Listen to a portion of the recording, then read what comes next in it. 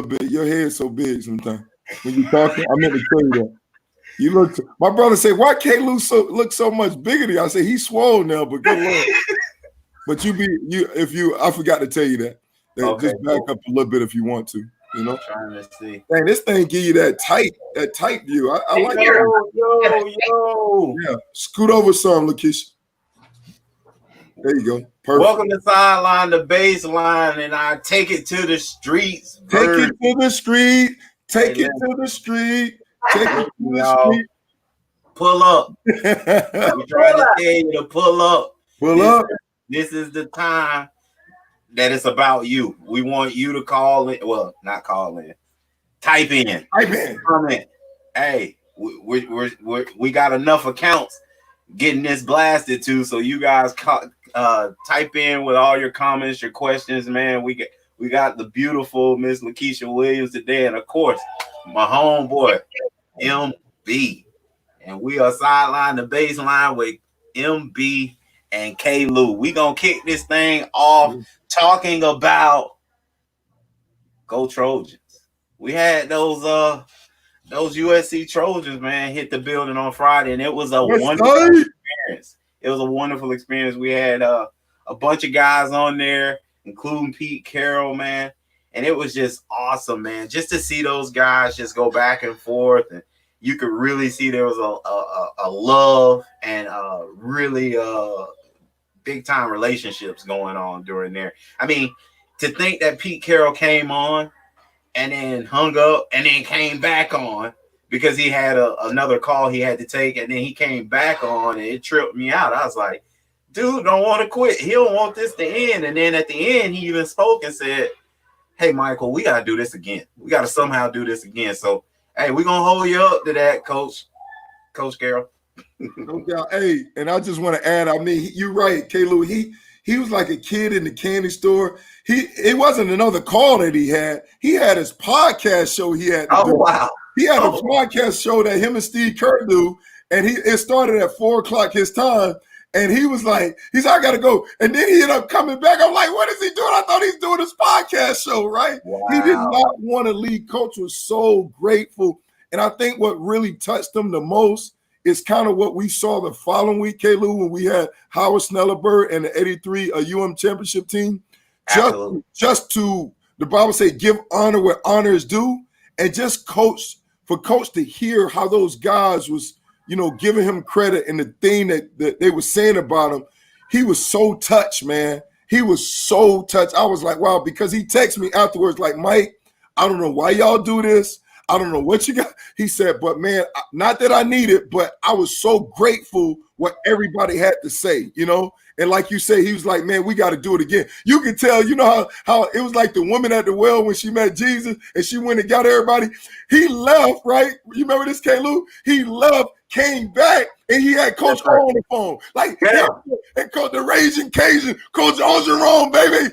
Hey, Coach Ogeron was the D-line coach at USC. Right. Ogeron was there at Miami with me. So, he had Coach Ogeron, man. He was like a kid in the candy store, wanted to tell everybody. And, man, we really appreciate his time, man. Hey, I'm going to jump back in there on Coach O, man, because it was so interesting.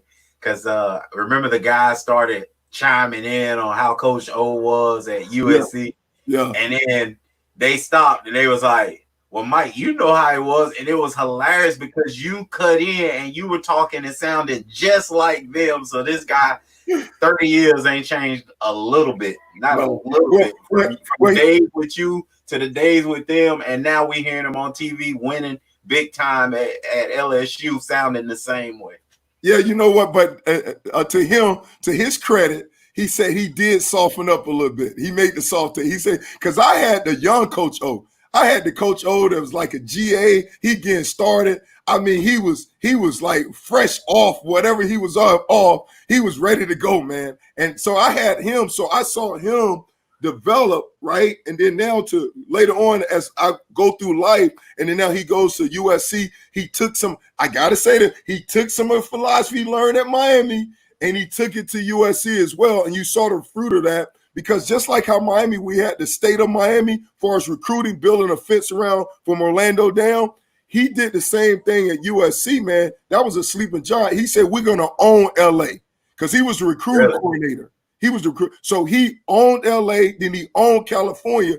And then when he left the goalie out of California, he got the best of the best. And that's when they got BMW, Big Mike Williams from Florida.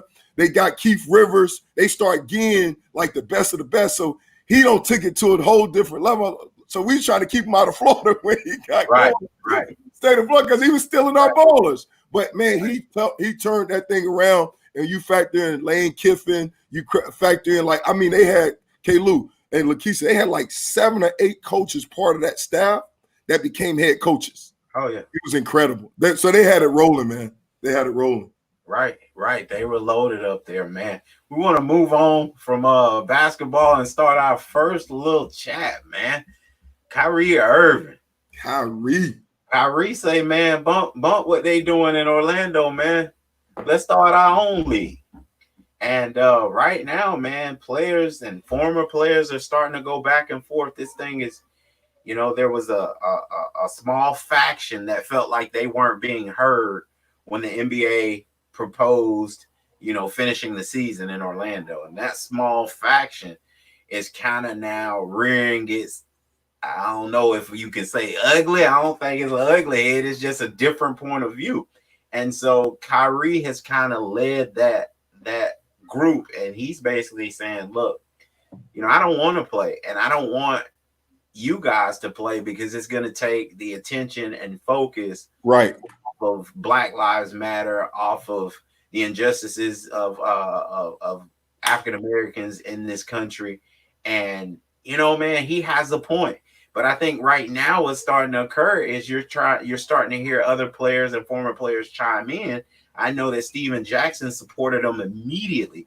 And the problem with that is listen, guys, you all have different ideas. You all have things that you think is the right way to go. And I just think you have to make the best decision for you and keep it moving. But do not start attacking each other and cause dissension and separation.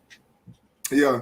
And for me, this kind of a little tough right here, because at first of all, when I read the article, right, and read the stories about it, especially with the rumor about him saying, hey, we need to start our own league, it's like, it took me back to high school. He say, she say, because one minute they say he said it, the next minute they say he didn't, then one minute they said he left the New Jersey, the Brooklyn Nets. I'm about to say New Jersey. I'm so used to being in New York, right? Back in the day.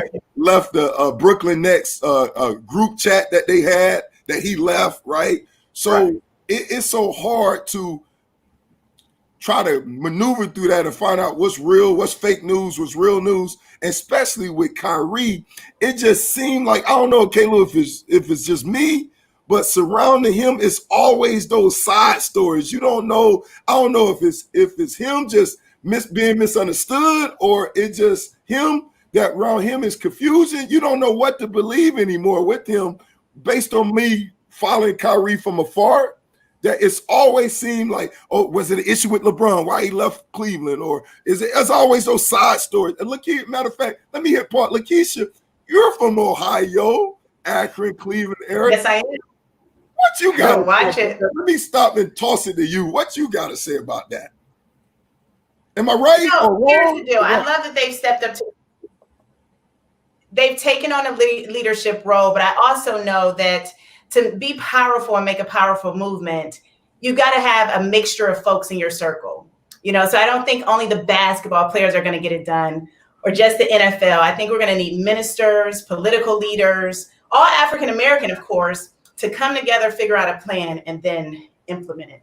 Right. Just my thoughts. Well, yeah, and that's good. That's good thought. But what's your thoughts on Kyrie?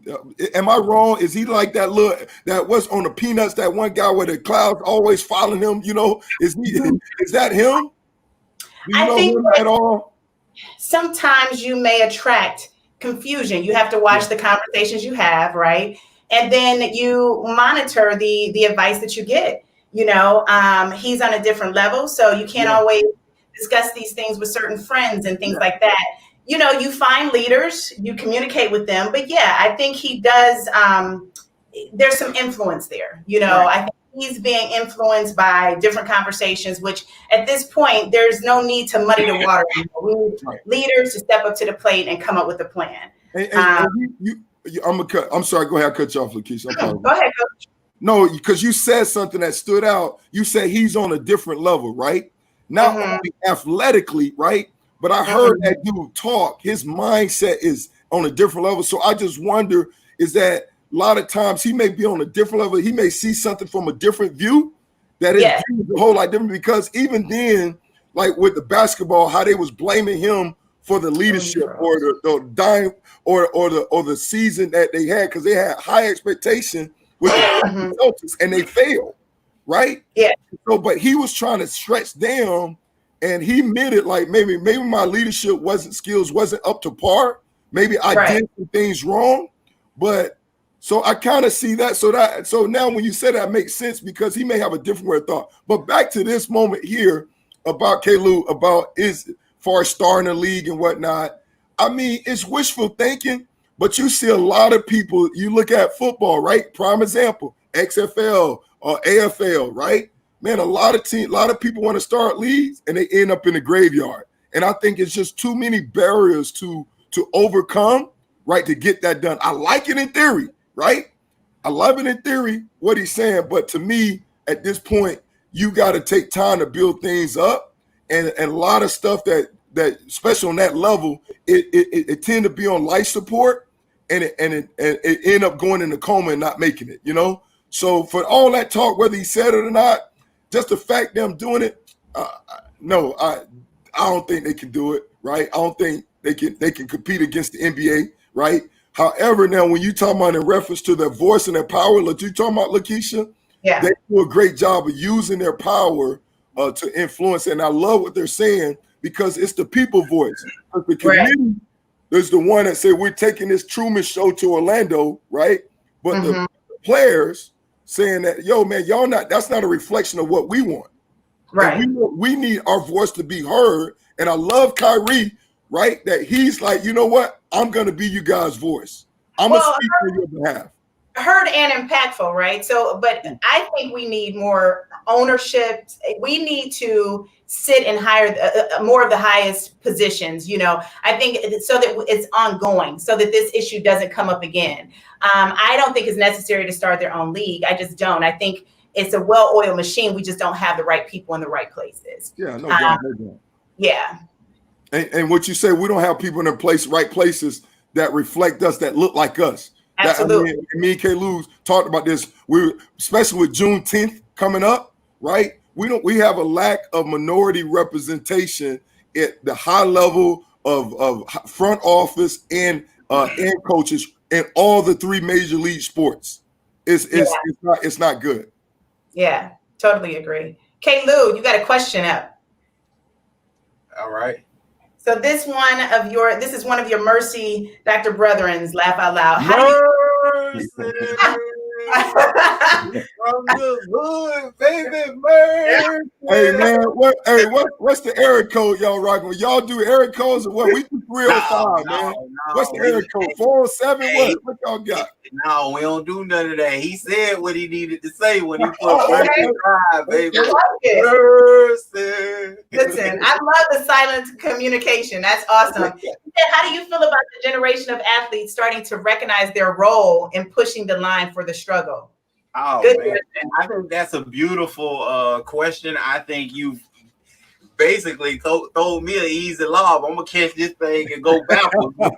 Hey, look, man, it's amazing that guys are actually having these conversations. They realize that when I speak, I have power, I have authority. And with social media now, they don't have to worry about ESPN coming to stick a mic in their face to interview them. They don't have to worry about CNN coming and interviewing them and broadcasting them to millions. Guess what? Right. These guys have millions of followers already. Right. So when they speak, everyone listens and they recognize that, and they're using their pulpit constantly, especially from a basketball perspective, like MB was talking about earlier. Like, I mean, it's definitely, they're utilizing their bully pulpit to have these conversations, and I think they need to continue to do it. Yeah, and no doubt, K-Lou, because when you look at it, right, when you look at doing the 60s and stuff like that, man, athletes play a predominant role in the movement, right? They represented our voice, right? And so what happened, they try to quiet us up, right? Because you see in the 70s, 80s, 90s, right? Even early 2000, that anytime an athlete spoke, it's almost like, no, you just worry about playing football. You just stay in that realm. Like, you don't cross over this. And no, that's not who we are. So one of the things, and I love my boy, I wear his shoes, but I was disheartened about The Last Dance where Jordan's like, well, Republican wear shoes too, right? And I was like, Jordan, you don't get it, my man. I was really disappointed when I heard him say that, right? I understand what he's trying to say, you got to take business, but you have a responsibility in the position that God put you in. It's different layers to who you are, right? It's different layers. I'm going to fight that. I'm going to fight it. I'm going to tell you, it's different layers. I don't think that's true. I don't think just because you have the platform and just because you have a voice that you were destined and you have that in you to give that voice. He may have been a guy that knew he'd say the wrong thing. He may have been a guy that knew what was coming out of his mouth he wasn't educated about. We hear people all the time spouting off stuff and you like, what did he just say? Okay.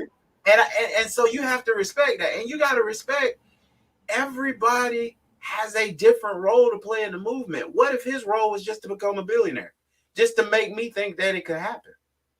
So you have to really look at it, and I think in a different spectrum or different perspective, and just not from one angle. I think you have to look at it and you got to say, hey man, he really stretched us. He really showed us you could be an NBA owner. Before him, who was it? Nobody. So, I mean, he has, he's made history, in that way.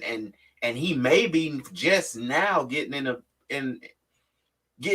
in a position that he feels more comfortable to talk about social issues just because he made $100 million donation and then, made a statement as well. Maybe he's softening a little bit.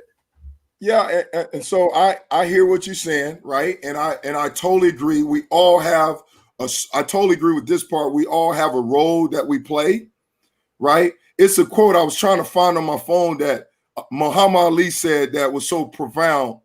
He said, "Service to others is the rent that we pay here on earth." Mm-hmm. Service to others, right, is the rent that we pay here on earth. And so what I'm saying is that he's in a position of power. And you're right. We don't want him, somebody like some dudes that get on there and you see them on like CNN, because they always have, when there's a black issue, they always have somebody like what I call, quote unquote, right? Don't kill me, on Uncle Thomas, right? And then you have somebody that's pro-black, that's radical, right? And so what happens is they pick those to him, and you like, man, get that clown off the TV. I don't want him speaking for us, right? Absolutely. And so I understand that.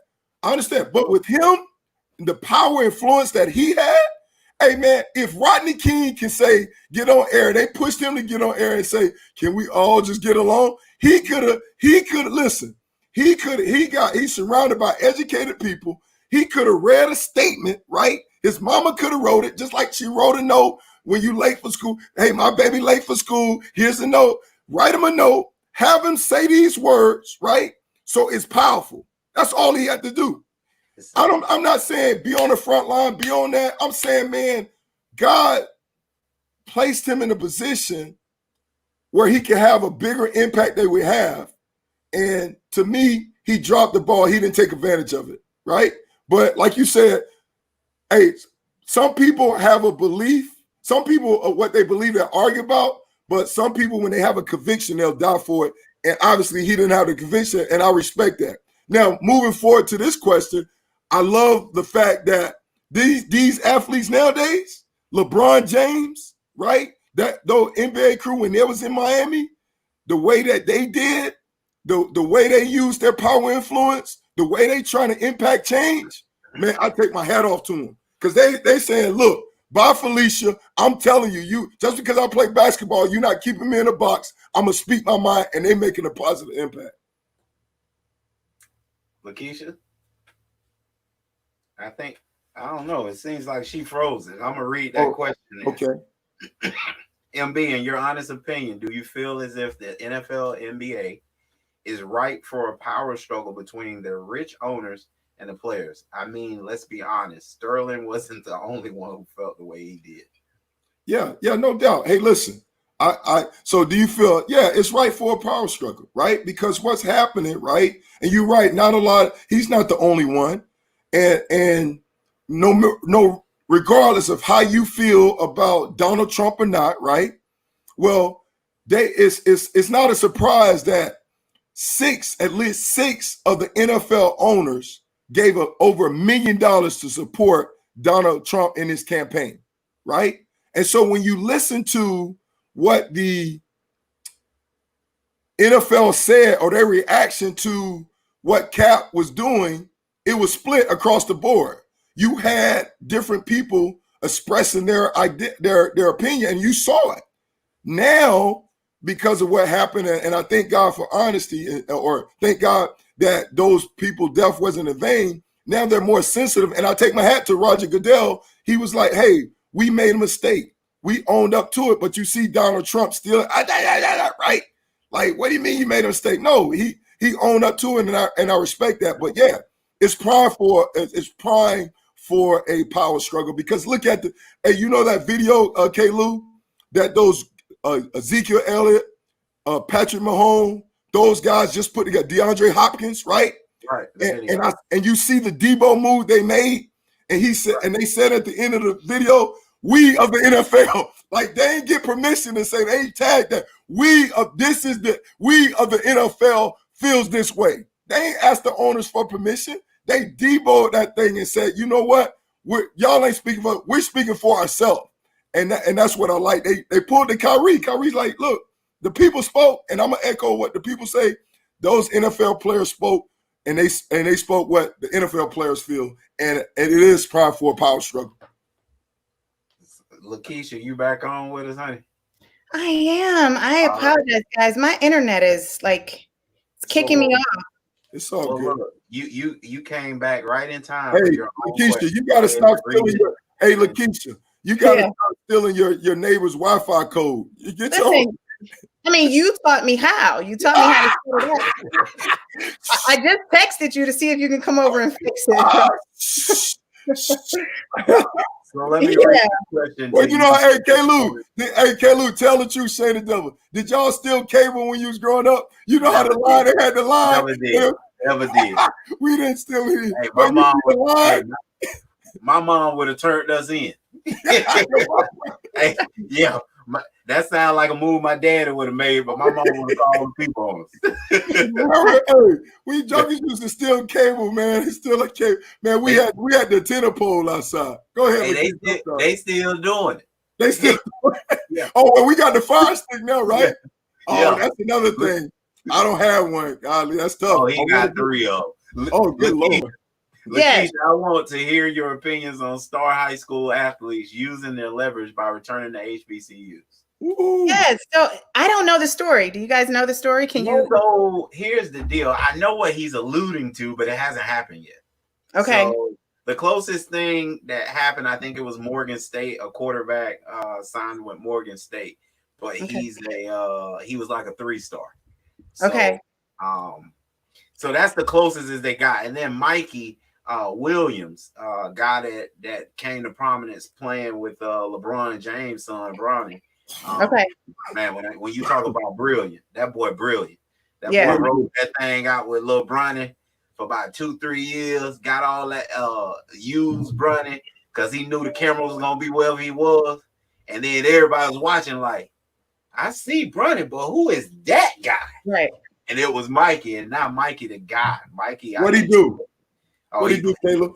He's 2023, I think it is. Class of 2023. He going straight to the league. But basically, he mentioned that going to HBCU wouldn't be that bad. Okay. And like he's thinking about it. And I know, it'd be a great thing. And MB, if I remember correctly, we had this conversation weeks ago, and I came to you. I want you to talk. And I said, if it's gonna happen, it's gonna happen on the basketball You side. did say that. You did say that. These kids don't go to the college anyway, not the one and doneers. They're only there for about 4 months, 3 to 4 months. So what's the point? Like, you don't even know the campuses that you own anyway. So a guy like Mikey, if he was gonna be a one and done, but by that time, you know, NBA they may go straight to the NBA. Yeah, absolutely. But if it was like, those are the guys, because football guys, they're stuck there for 3 years. That's a whole different animal. You know, that's when facilities, training table, all that kind of stuff really comes into play in development, because all these guys really want a future in the NFL. But NBA wise, these kids one and done. That's easy, man. Go to HBCUs. Y'all could, they could put it on their own. That's my opinion as well. I think our community is a very powerful community when we can all get on the same page with you know, a few different leaders, and we follow. She glitched. Did she glitch? She still. They turn her Wi-Fi off. Yeah. K-Lou, I agree with you with the basketball. You brought that point up, and it's so much easier because black basketball. I mean, like I said, I feel football. You're right, the 3 years, and so you got more factors to weigh in. You know, as far as because you know that whole thing. As far as what you're going to sacrifice going down to a you know, HBCU, right? But basketball is just a whole lot different, you know. Hey, Lakeisha, climb on the roof, honey. Climb on the roof and hold your computer up in the air. Lakeisha, hey, Lakeisha, just hop up one. I can get reception if you hop up on 1 feet. You gotta unmute. 1 feet, you know. You gotta unmute. Unmute. Okay. Day, what a day, what a day. Okay, so listen, I'm not. Well, bless her heart. Bless her heart. Well, bless her heart. Hey, but K-Lou, I would like to see that, bro. I would like to see that. I would like to see that one and done athlete go down to HBCU and get it done. You know? Yeah. Hey, because my boy, now you went to Duke, right? Right. So K-Lou, from what I understand, going to Duke with what's my wife's school? What's over there? North Carolina? North Carolina Central. Exactly. Yeah. Y'all be over there anyway. Yeah. We was over there. We hanging out in the quad anyway. Yeah, we had to go see classes over there anyway. So we had to go be like one and done, right? Hey, we had to go see Battle. You know, they said too. So we had to go on they said. That's what happened, right? Don't y'all take classes over there if you want to? So why not? No. There you go. No, my wife told me they take classes. Hold on. That's only at Miami where y'all can go to other schools. No. My wife told me when she went to North Carolina, she said she can take classes at Duke. No, Duke, y'all take classes over there. That's what she said. No, sir. Bless her heart. I gotta get her. Shelly! So I think when I was there, you were allowed to take 2 courses outside of Duke, like 2 courses. People telling me they took like some African American study classes. Huh? No, we had that. Come on. Maybe that's they academic. Y'all cheating over there, so I don't know. Oh wow! Hey, let me tell you, if I could have went over there, I'd have took all my classes. What? Like that? Oh my goodness!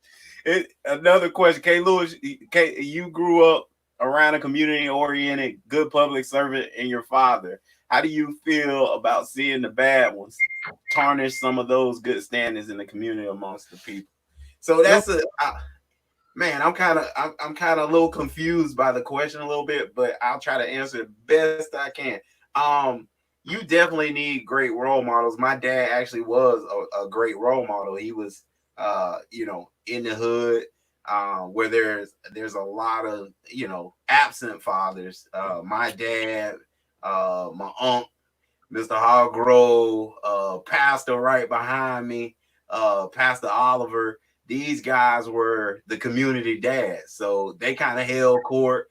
They kind of kept us in line, and whatever they said was the law. So I think guys like that are needed. And then if you're saying like in the community, yeah, we need to take those roles now because they taught us what to do and how to do it. So we need to be available. And even if we're not living in the communities anymore, we need to go back. We need to be a part and make sure that, you know, we're giving back that same thing that our parents, you know, in the sake of my father, Mr. Hoggrove, Reverend Oliver, you know, gave. I want to be able to do that as well. Hopefully that answered. No, that was awesome. So, Kalu, do you think, I mean, I wanted to go back. I just want to make sure John gets my answer. I do think that it's awesome that they're leveraging their power, especially as a student. I think we should choose HBCUs and not only choose them, but give back to them once we graduate. So I think that that's an amazing step to take. Here's another comment. Our college Black players have the power and should be at forefront of the struggle. Students lead all movements in history. Was race a factor in you not receiving a coordinator job at the U? Oh, you talking about me? Oh, Yep. Good Lord. Well, actually, I was a coordinator at the U. I was a special team coordinator at the U, right? So I was a coordinator. So from that standpoint now, as far as defensive coordinator, stuff like that, nah, I mean, his best friend was the ride or die. And truth be told, I didn't feel like I was ready to be a defensive coordinator, you know, at the time. I wanted to take my time because unfortunately, right, as a Black man, I'll say as a Black man, as a brother, right, sometimes you only get one opportunity. And just like Eminem, you get one shot to make it right. So I would hate to get an opportunity and I'm not ready to go because what's happening, you may never get another opportunity. So for me, I knew I didn't push the envelope as far as I want to be a coordinator because I knew I wasn't ready yet, you know? Could I do it? Could I did it? Yeah, I could have because I'm a hard worker. What I don't know, I'm going to know. I'm going to learn. I'm going to go ask a million one question. I kill Kalu every day with that. So kill my way. I'm very, so, but me, I didn't push for that. So I was a special team coordinator and the special team did well, but race didn't play for. I'm grateful for the opportunity that Randy Shannon gave me. And then Al Golden came on. Even though we had some differences, I'm grateful for that position as well that he gave me the opportunity. It was one of them differences bringing linebackers in from Pittsburgh. What? What? I say, well, one of them differences bringing in linebackers from Pittsburgh and Ohio. You know what? I was like, who is that? What? Right. You know, I'm gonna tell you, I had a lot of different. One of the differences that I didn't like is that we, and I brought this up. I mean, we wanted to get bigger, stronger. We saw in Amber with size, right? Guys was getting so big, but they were sacrificing their speed. Right. And we was taking. That's one thing I didn't like. You know, I was like, why are we getting so big? And then now we sacrifice our speed. You never want to sacrifice for speed for size, and that was one of the. Y'all was playing the Big Ten. That's why. Yeah, it was crazy. That's one of the mindset. But Al Golden, I mean, he's super smart, man. He knows details, but I don't know. I didn't like that part at all. But it's easy to say that now. I mean, but I said it back then to him. I was like, why are we getting so big and the dudes can't run? You know, they say, you know, that's we're handicapping our players. We win by speed. Man, so let me jump in there too. I left for Papa Eddie. Shout out to Papa Eddie. He helped. And what is this? Orlando Jones reunion? Absolutely. Go ahead. The whole community on. Hey, Homestead, where you at? Homestead, holla at your boy. Hey man, Florida City, holla at me. Yeah. So then, guys, another question. What if money was invested in HBCU's football programs? Would that change the game? Hold on. Absolutely change. No, hold on. No, hey, let's put Kalu on the spot. Kalu, how you feel about HBCUs? How you really feel about that program? He just hit the nail on the head. That's the answer. It would absolutely change the game. If you put money into your programs, you could attract the top athletes. Athletes are just not going to show up just because we owe you one. Okay, they don't owe you one. And when you looking, I mean, just go online and pull up, you know, Clemson's weight room, pull up Alabama's weight room, pull up Texas, and all, you know, look at the top 25 and pull up their weight rooms. And then if you can sit your whole dorm and I'm talking about the whole building in their weight room, that's a problem, man. Like these schools have football offices. Like it's a whole building dedicated to nothing but football.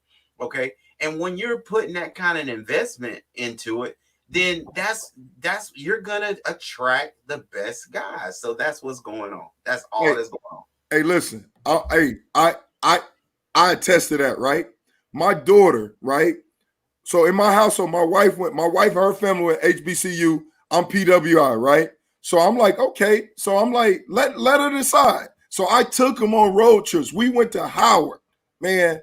And bro, I'm like, what are they doing? It's like, it costs like 40, 50 G's to go there a year. But when you look at their facilities, I was like, what are they doing? Somebody like this, it's a stick up, put the money in the bag, right? They are stealing. They ain't putting no money into the facility. And you got all these laundry lists of people, famous people that went to Howard. And it's a tragedy. They're not reinvesting the money back into the programs. She wants to major in acting. And we met the people they got some outstanding people in the acting, but they don't have no proper funding. They don't have proper funding. I don't know it was crazy. And I was like, and my daughter, she wanted to go there. But I was like, I'm gonna stay out of it. I'm gonna just show her, let her make a decision. But she was like, Daddy, this is embarrassing. Like they're not investing money into the program. It's not about just the facility. So I guess she didn't want to be Taraji P. Henson. She didn't want to be Felicia Rashad, Chadwick Boseman, Anthony Anderson, Deb Allen. She didn't want to be Puffy. Hey, K-Lou, and when you name all those people, that's back in the day. K-Lou, that's back in the day. No, here's the point. How much are they giving back to the program? That's what I'm saying. But they're giving. I don't know. I don't know if it's a lack of their giving or a lack of when they're giving, they not using the funds right. Because if you had to stereotype that, right? We can mismanage some funds now. Well, you can earmark that money now. You can make sure it goes to the right. There are certain communities. I don't know what it is, but you got P. Diddy, all those guys you make, and you telling me, man, that's crazy. I mean, that's embarrassing, man. Howard is the mecca of HBCUs, and it's a tragedy. They charging people all that money. And K-Lou, they actually had a dormitory closed down, the Harry Tubman, a dormitory. Hey, man, I ain't gonna let you just disrespect. Let me end this show, man. They put no money in it, K-Lou. Man, I ain't gonna let you just come on here. Hey, they steal it. Put the money in the You know what I'm here for. Think about it.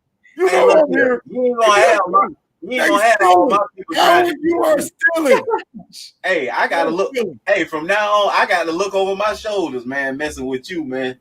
Hey, look, we appreciate y'all, man. Y'all took us on a ride today because we only got through one question. When I say question, I'm talking about one specific topic. We had 3 more. You guys shut us down. Keep doing it. It's all about you guys. We really appreciate you. Look at that. Hold on. Wait, hold on. Go to that, Caleb. You see what he said. Don't click off that Howard.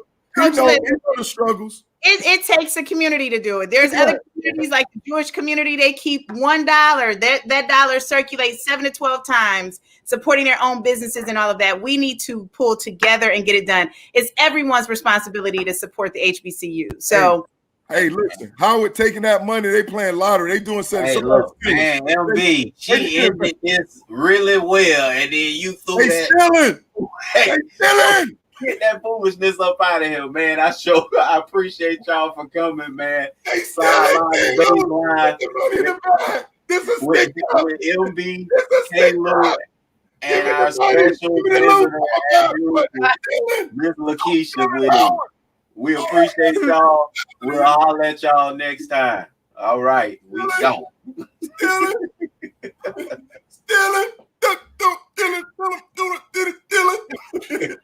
Now you sound like Luke.